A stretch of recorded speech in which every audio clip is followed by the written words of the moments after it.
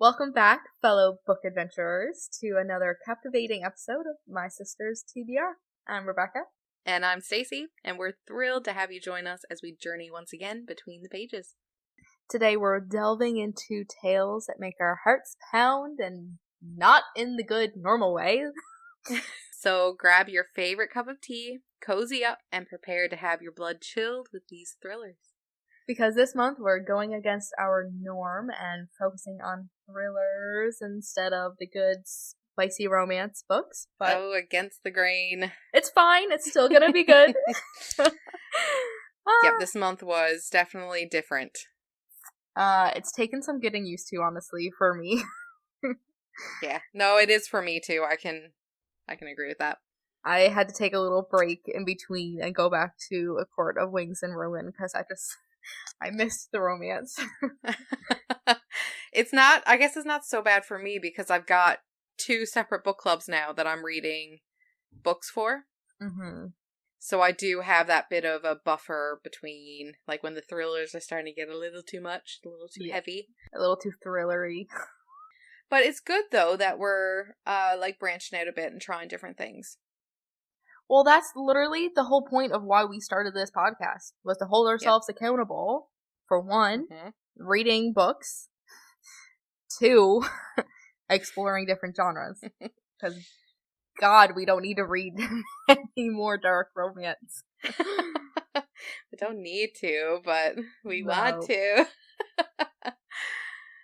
Oh, there's so many that I wanted to get started this month, but now I have to wait until next month. So next month is going to be just all dark romance. Yeah, all the juicy. Honestly, I was just tired of having older people ask me, like, what I read. I can't tell them erotica. I don't have it in me anymore to either lie or be honest. I just need... I can't keep going like this. See, that's the benefit of reading, like, the fantasy side of romance, because when somebody asks, all you have to say is, I read fantasy. Yeah, true. They don't need to know what time. No. Yeah. And I mean, I have lots of, examples to give them that wouldn't completely shock the pants off of them, so yeah. I think it's pretty good. Oh, God.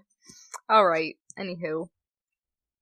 So, you want to start us off by talking about some anticipated releases for this month?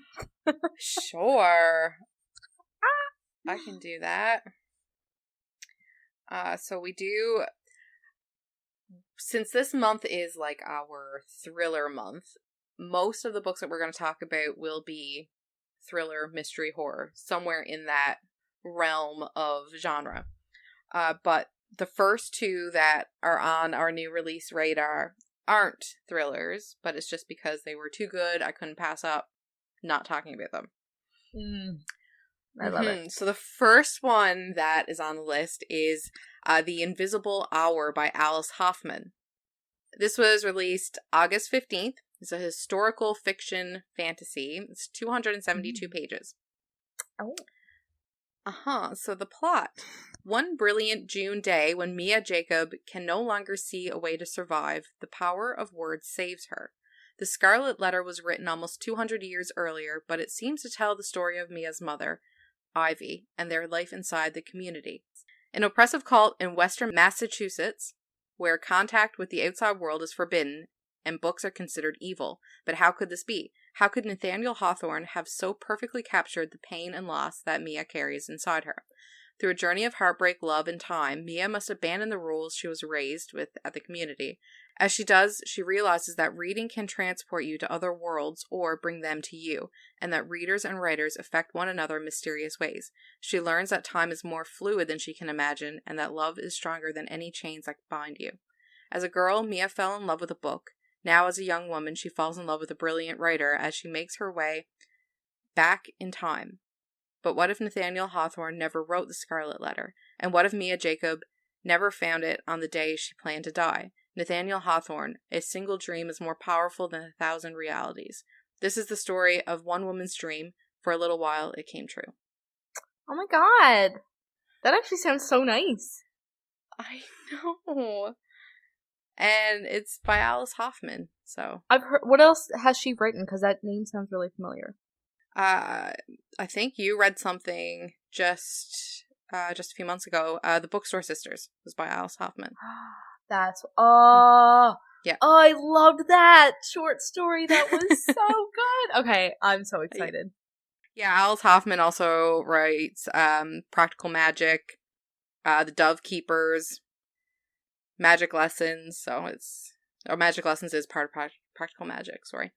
But yeah. Oh God. Okay. Done. That was why I had to put that one in there, because I knew that where you had read the Book Club Sisters. It was so cute. Bookstore Sisters. The Bookstore Sisters, yeah. Yeah. Okay. No, but like even just that description enough, like that's enough to get me hooked. Oh my God. Oh, that's so cute. Okay.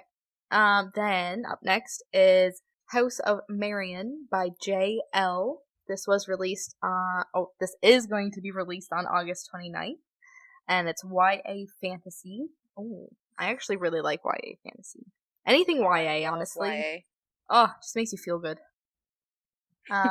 400 pages. Then plot. 17-year-old Quell has lived her entire life on the run. She and her mother have fled from city to city in order to hide the deadly magic that flows through Quell's veins, until someone discovers her dark secret. To hide from the assassin hunting her and keep her mother out of harm's way, Quell reluctantly inducts into a debutante society of magical social elites called the Order that she never knew existed. If she can pass their 3 rites of membership, mastering their proper form of magic, she'll be able to secretly bury her forbidden magic forever. If caught, she will be killed. But becoming the perfect debutante is a lot harder than Quell imagined, especially when there's more than tutoring happening with Jordan, her brooding mentor and assassin in training. When Quell uncovers the deadly lengths the Order will go to defend its wealth and power, she's forced to choose. Embrace the dark magic she's been running from her entire life, or risk losing everything and everyone she's grown to love. Still, she fears the most formidable monster she'll have to face is the one inside. Oh, I love it. God, I don't know how I went so long without reading fantasy. Like, oh. I know. It's just the whole, like, secret society and, especially it being YA, just, oh, I'm excited. Yeah, I think that's actually going to be really good. Mm-hmm. So, I do actually really want to read that. Add it to the TBR. Okay. So now we will get into the thrillers and the horror and the mystery. Everything dun, dun, dun. Dun, dun, dun. Okay. We have Looking Glass Sound by Catriona Ward. This was released August 8th. It's a horror thriller, 352 pages. In a lonely cottage overlooking the windswept Maine coast, Wilder Harlow begins the last book he will ever write. It is a story of his childhood summer companions and the killer that stalked the small New England town, of the body they found and the horror of that discovery echoing down the decades, and of Skye, Wilder's one-time best friend who stole his unfinished memoir and turned it into a lurid, best-selling novel, Looking Glass Sound. But as Wilder writes, the lines between memory and fiction blur. He fears he's losing his grip on reality when he finds notes hidden around the cottage written in Skye's signature green ink. Catriona Ward delivers another mind-bending and cleverly crafted tale about one man's struggle to come to terms with the terrors of his past before it's too late. That's pretty interesting. I haven't read anything by them, so I'm interested. I wonder, like, what about that makes it a horror? Like, I can, like, reading that, I can see how it could be, like, a thriller, but, like, what's gonna happen to make that classify as a horror? Yeah. Right? Yeah, that's... We'll have to read it and find out. We can read that one now, actually. Maybe we could before the end of the month. Let's try. Mm-hmm. Okay. Then there is Mr. Magic by Kirsten White. This was also released on August 8th. Genre horror, and it's 288 pages. 30 years after a tragic accident shut down production of the classic children's program Mr. Magic, the 5 surviving cast members have done their best to move on. But just as generations of cultishly devoted fans still cling to the lessons they learned from the show, the cast, known as the Circle of Friends, have spent their lives searching for the happiness they felt while they were on it. The friendship, the feeling of belonging, and the protection of Mr. Magic. But with no surviving video of the show, no evidence of who directed or produced it, and no records of who or what the beloved host actually was, memories are all the former Circle of Friends has. Then a twist of fate brings the castmates back together at the remote desert filming compound that feels like it's been waiting for them all this time. Even though they haven't seen each other for years, they understand one another better than anyone has since. After all, they are the only ones who hold the secret of that circle, the mystery of the Magic Man in his black cape, and maybe the answers to what really happened on that deadly last day.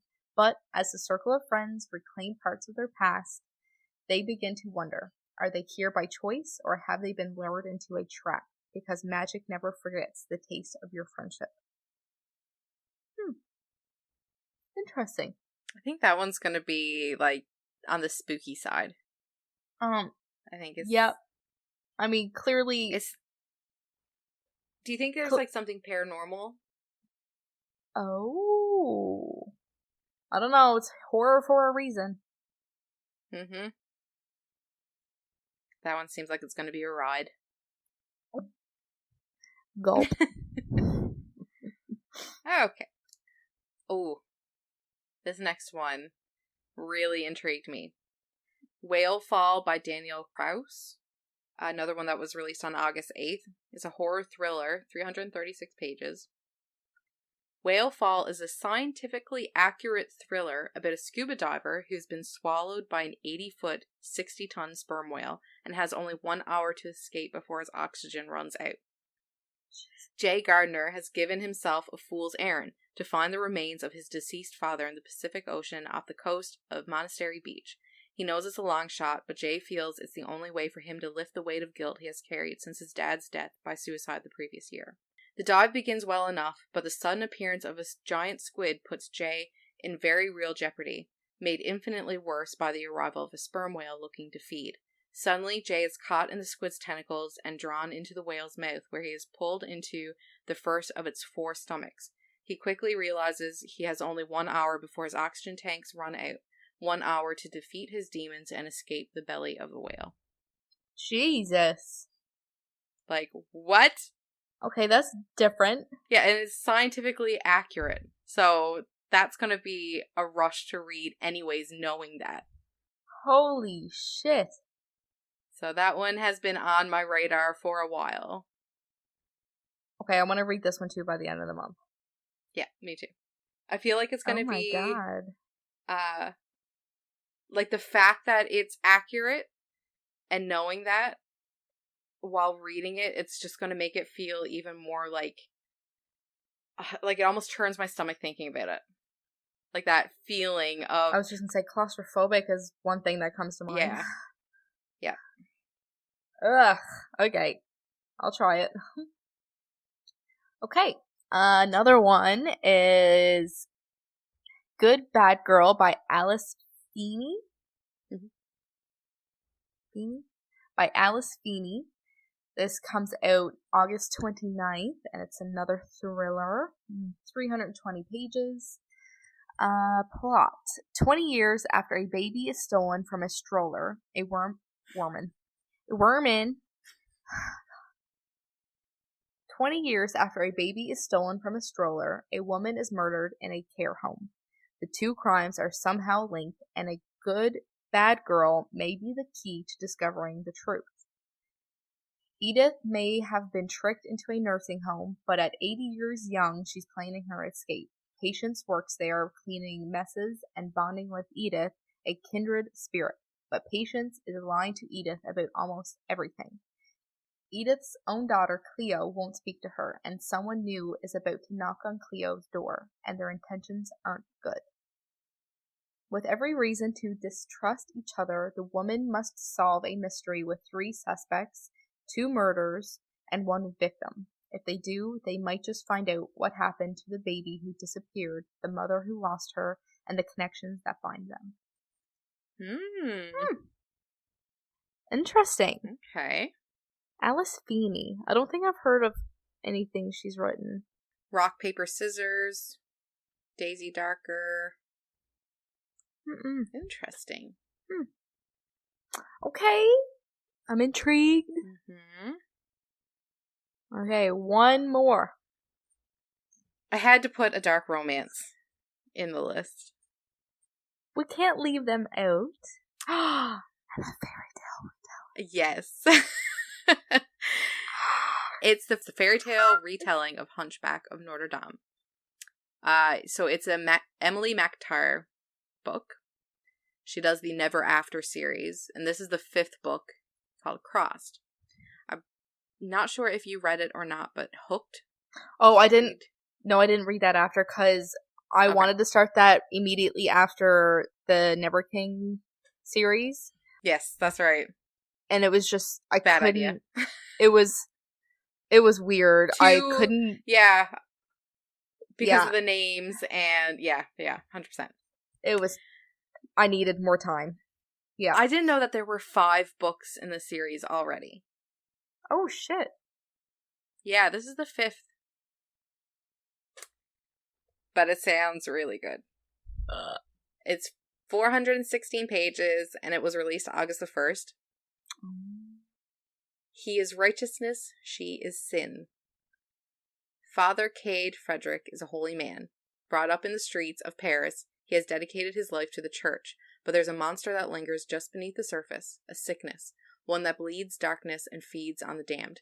When he's tasked to become the priest in Festivale, Vermont, a town both beautiful in architecture and riddled with despair, his sickness sings, demanding he rid the place of evil. Amaya Paquette is Festivale's beautiful mystery. She spends her days caring for her younger brother and her nights transforming into Esmeralda, dancing for greedy eyes and shameless lips. Although she longs for love, she shies away from companionship, afraid of being abandoned again. When Father Cade lays eyes on Amaya, he finds himself ensnared, convinced she's using witchcraft to lure him to her. He can't eat, can't breathe, can't think unless it's of her, and temptation is a devastating mistress. She's his weakness, so he decides he'll be her demise, even if it means killing the only woman he might ever love. What? Okay. It sounds like it's gonna be spicy. Father. Oh, Lord. Yeah, so I have a feeling that one is going to give the vibes of Priest. Remember I was talking about that one a little while ago? Just thinking that. Yeah. Yeah. So, yeah. Oh, dear. So that's all that I really... There's a bunch more, obviously, that is released in August. It's just those were the ones that popped up and I took interest in. Yep, I like that. I think that was a good list for this month. So other than new releases, news in the bookish world, I'm sure everybody and their dog knows about this at this point, but Red, White, and Royal Blue is streaming on Amazon Prime. And I have seen so many people so far really enjoying it, and I so want to watch it. I haven't read it. I was just gonna ask. So I think this is good. Yeah. I think this is going to be another one where I watch it first, then read it. Yeah.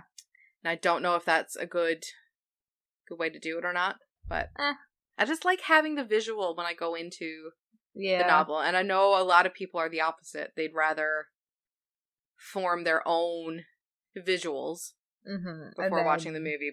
Yeah, but I don't know. I just like having an idea already. Yep. That's your cup of tea.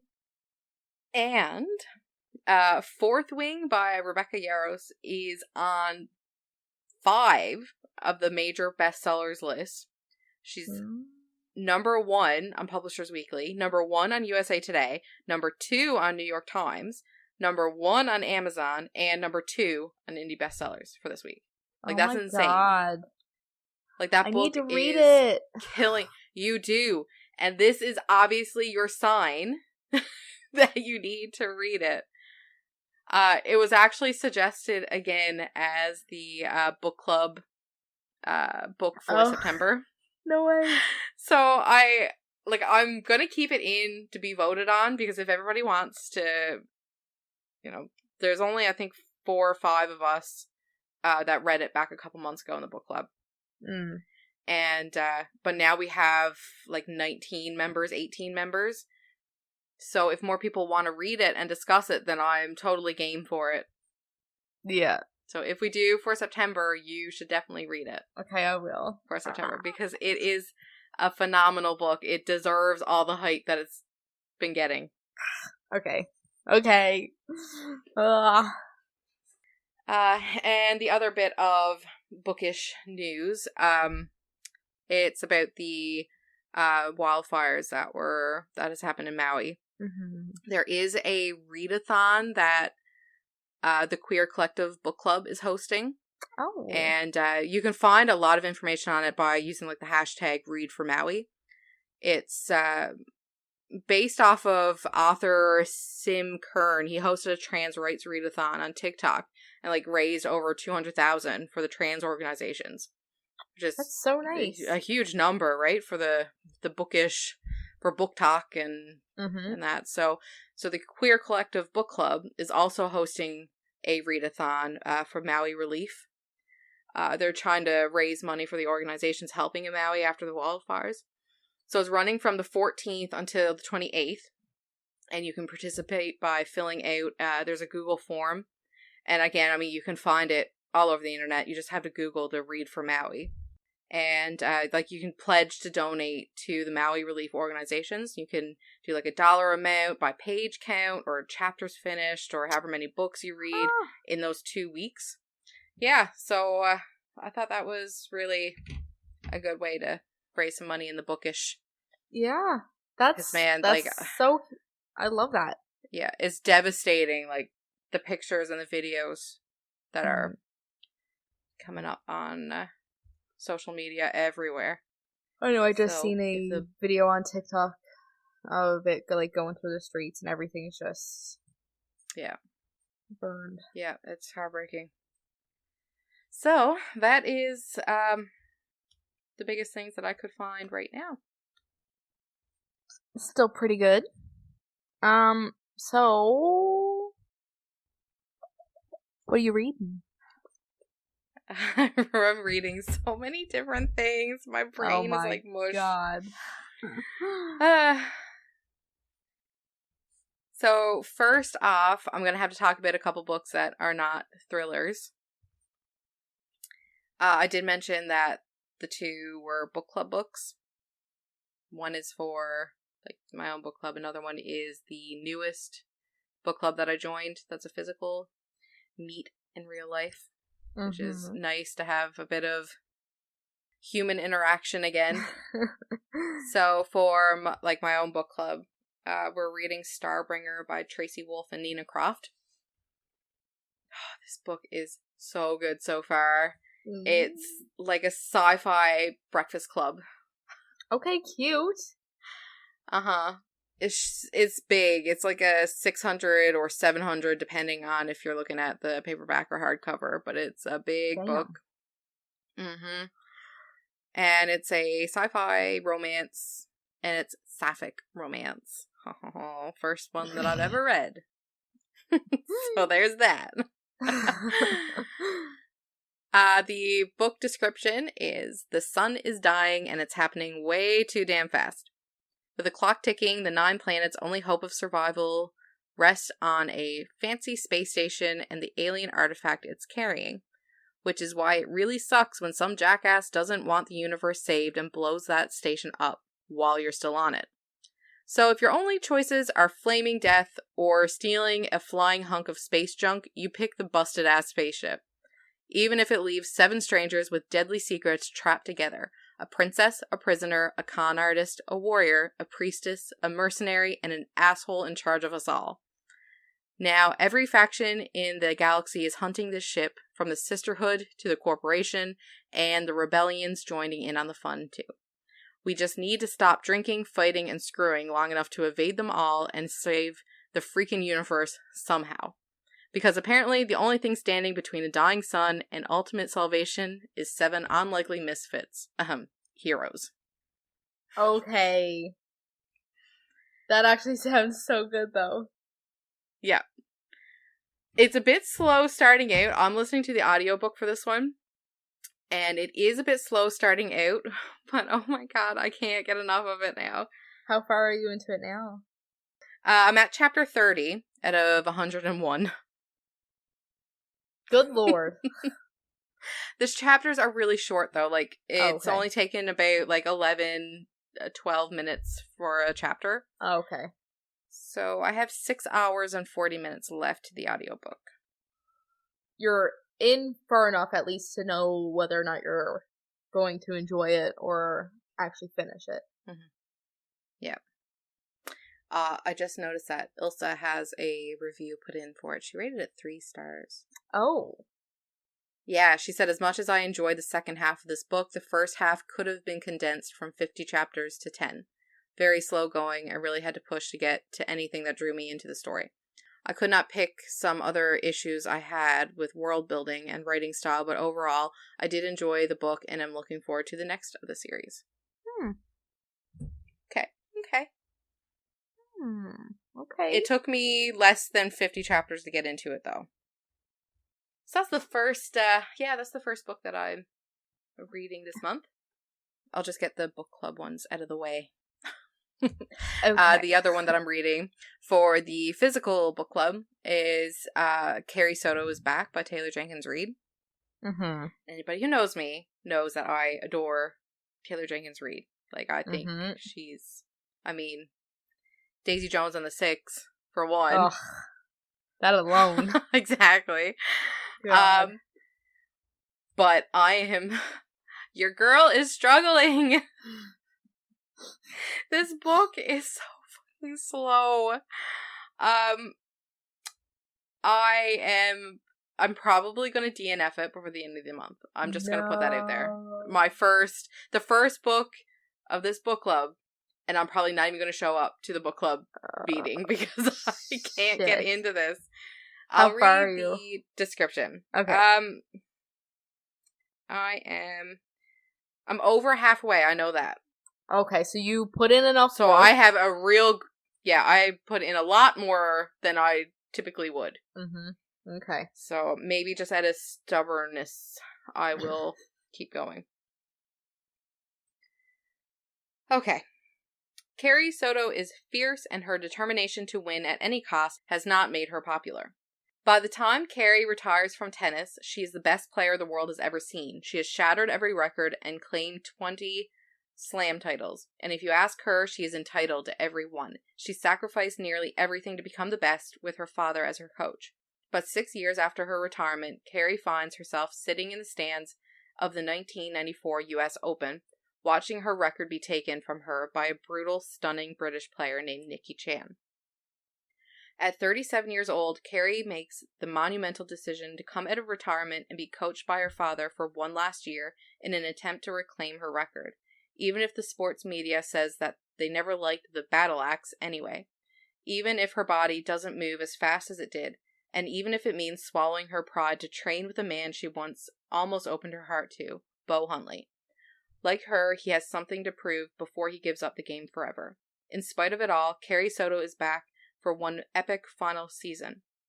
In this riveting and unforgettable tale, Taylor Jenkins Reid tells a story about the cost of greatness and a legendary athlete attempting a comeback. I don't find it riveting. Honestly, it doesn't sound riveting. I know I said this to you earlier. I don't like tennis enough to be reading this much tennis.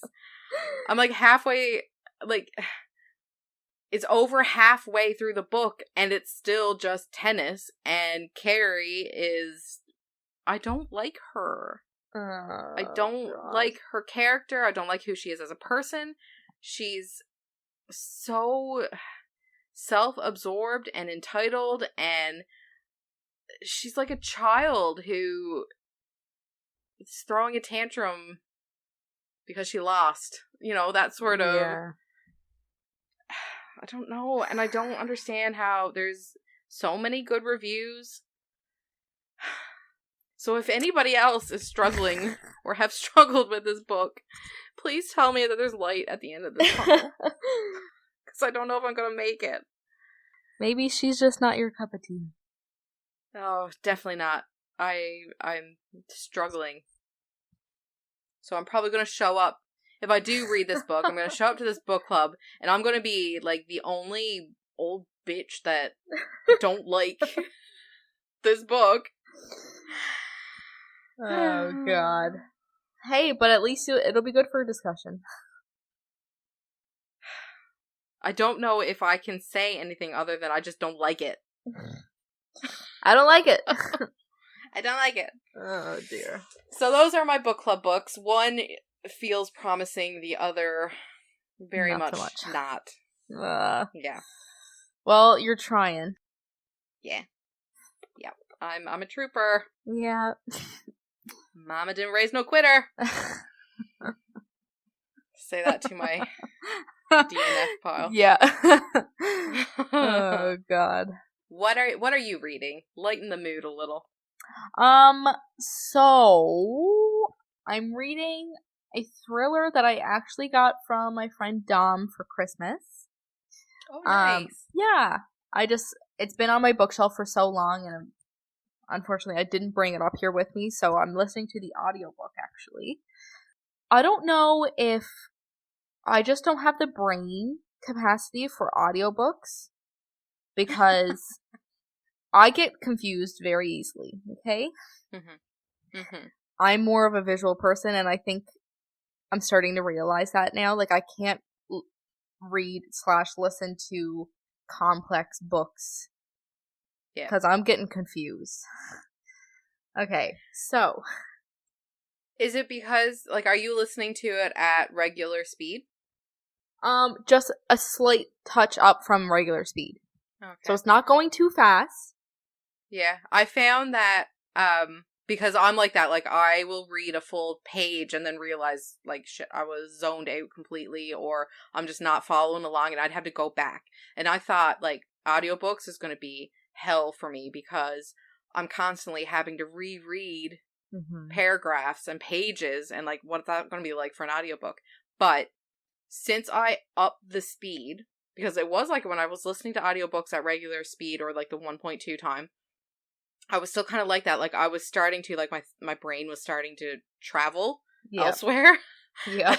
But as soon as I increased that to, like, 1.5, 1.8, I found that it was retaining in my head more. Okay. Yeah. But, I mean, I know my brain is all sorts of, you know.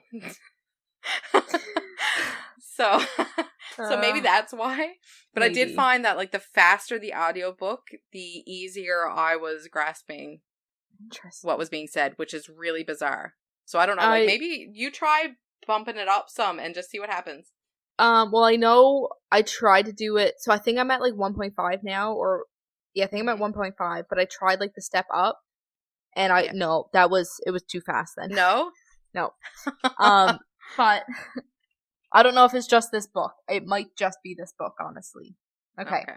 So, let me tell you what I'm reading, so you actually know what I'm talking about. The Wife Between Us by Greer Hendricks and Sarah Pekkanen. Okay. Yep. Okay. So, audiobook, yep. I already said that. So this is a thriller, mystery, suspense, whatever. Okay. Plot. When you read this book, you will make many assumptions. You will assume you are reading about a jealous ex-wife. You will assume she is obsessed with her replacement. a beautiful younger woman who is about to marry the man they both love. You will assume you know the anatomy of this tangled love triangle. Assume nothing. Twisted and deliciously chilling, Greer Hendricks and Sarah Peckman's The Wife Between Us exposes the secret complexities of an inviolable marriage and the dangerous truths we ignore in the name of love. Read between the lies. Oh. So I actually never even read that before reading this book. Like, I just... Naturally. Yeah. You just jump in and, yeah. I just jump right in. I don't know if it's literally just because I'm listening to it and I can't see the words on the page, but, like, it keeps going back to different times in the past, but it's not specifying. Like, it's literally just, it doesn't say, like, a date. It doesn't even say, like, before or anything like that. It just talks, like, she's talking. I don't, like, it's confusing me, kind of, because now I'm second guessing if there's even, like, an actual replacement. And this is an audiobook that you're listening to? Yeah. Okay, I can understand why you would be confused about this.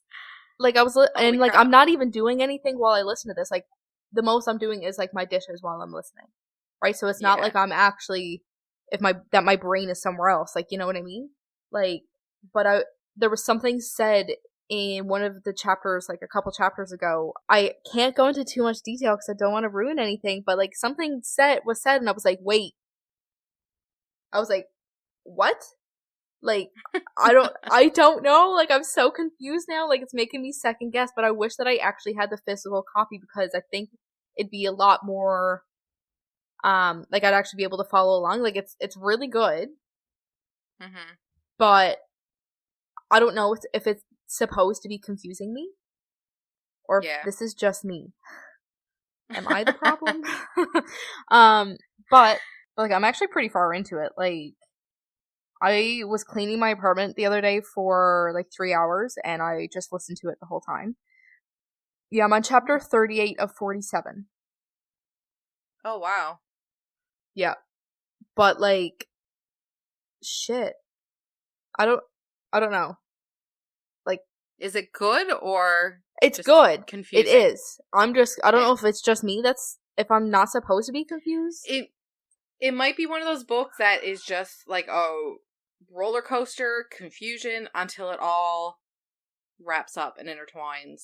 Well, even in the plot, it says assume nothing. So yeah, I believe that because, like, I went into this being like, okay, like, yeah, like, it is an actual love triangle. Like, this is what's happening.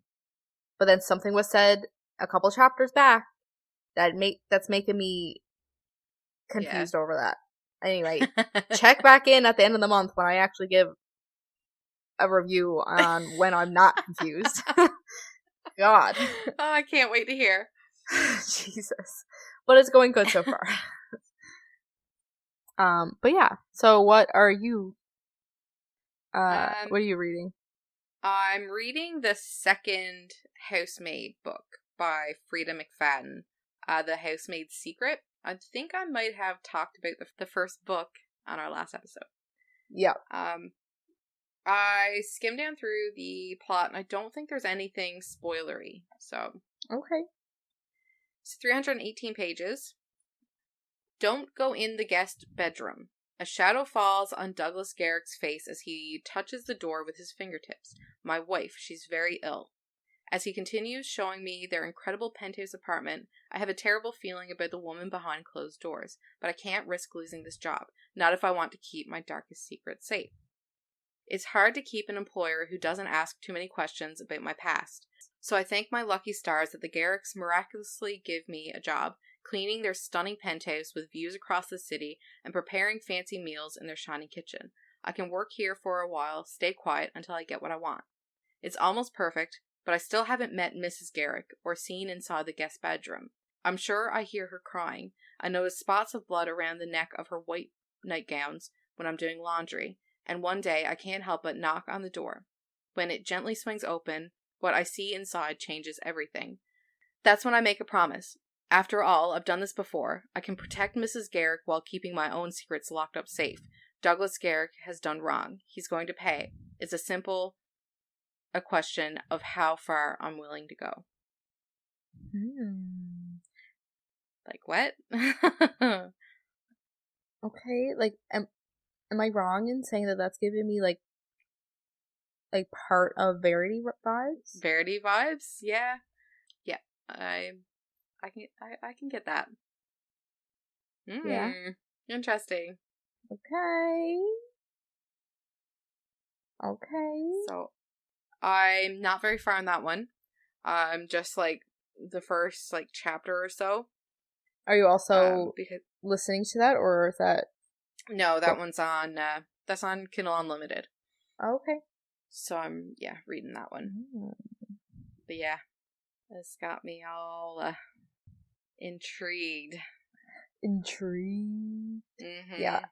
They sound good. Like, I do really want to read them, actually. Whether or not it's, like, this month. Might be a different month, but... Yeah. Well, this is my 4th Frida McFadden novel now. Holy crap. She's actually really good. Yep. You should read Never Lie. I think I was talking about it last episode. It's a good one. It's twisty, turny. Okay. To the TBR. Off to the TBR we go. What else are you reading? So I'm actually reading a physical.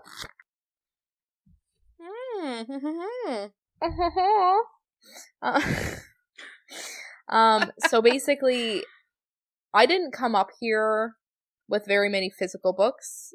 Literally, I'm pretty sure it was only the ACOTAR books.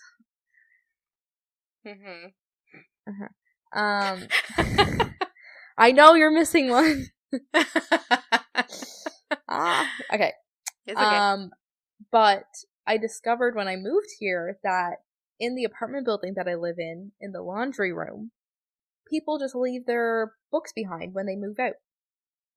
Oh, so that's convenient. Yeah, there's a whole table full of books lined off, and there's like a shelf there too that's like, it's so cute. But like, now, a lot of them are not even... Yeah. Like, I would never read. But I was looking through them the other day when I was doing laundry, and I found this one. The Lost Woman by Sarah Bladel.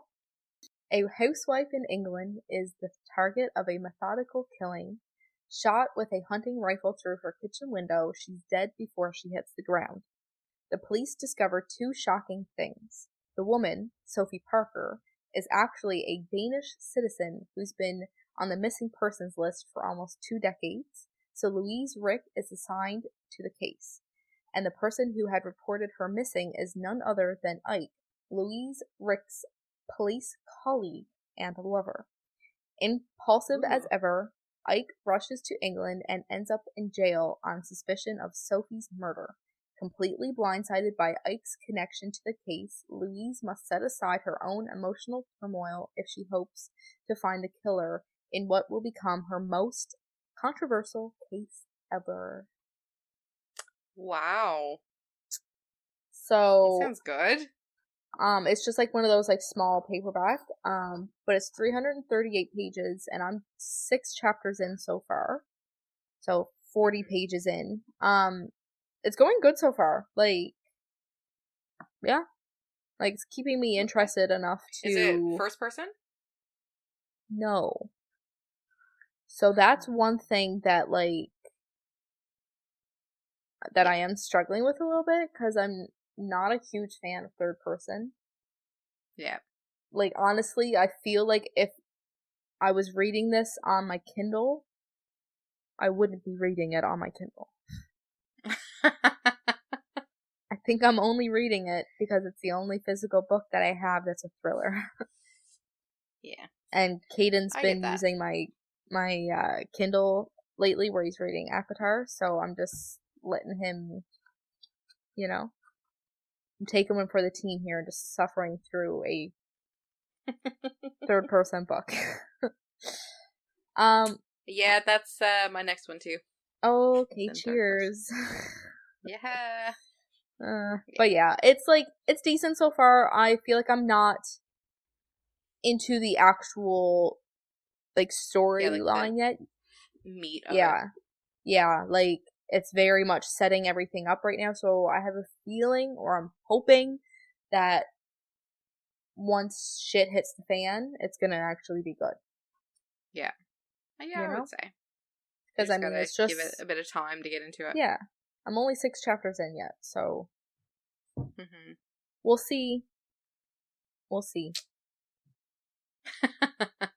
Is that your last one?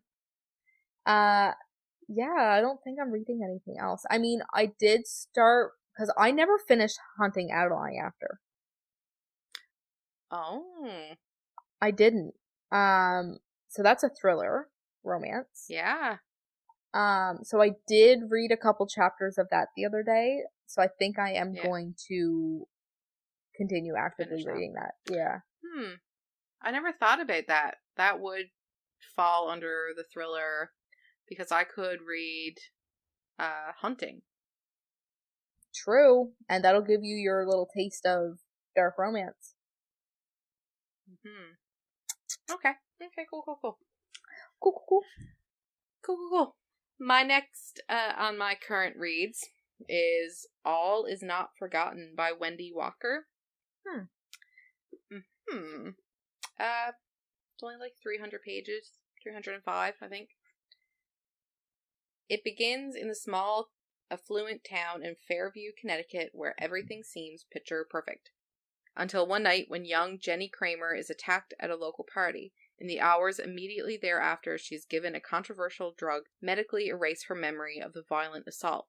But in the weeks and months that follow, as she heals from her physical wounds, and with no factual recall of the attack, Jenny struggles with her raging emotional memory.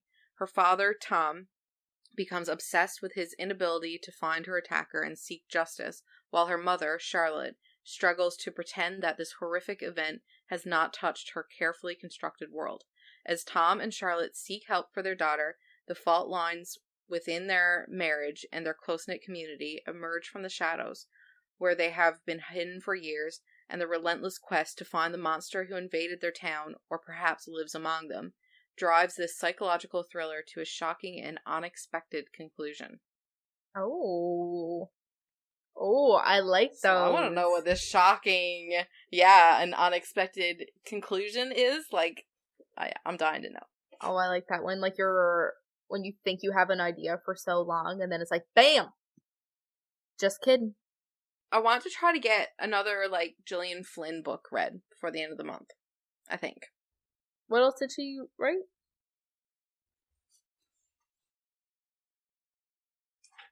Gone Girl. Oh, right. Gone Girl, Dark Places. Yep.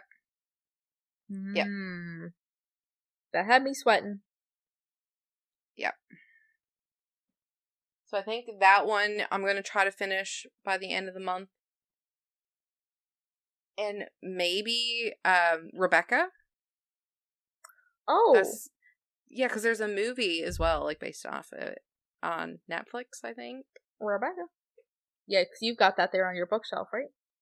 Yeah. I'm trying to, get through some of the physical TBR.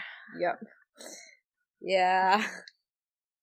Yeah, I think that pretty well clues up. Concludes our episode for this week. Yep, before we know it, we're going to be back again talking about all the books that we read.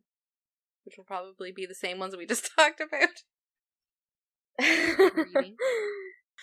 If anyone has any thriller recommendations, you can let us know. Tag us and stuff on Instagram. Make sure it gives us the yeah, we want to be spooked out.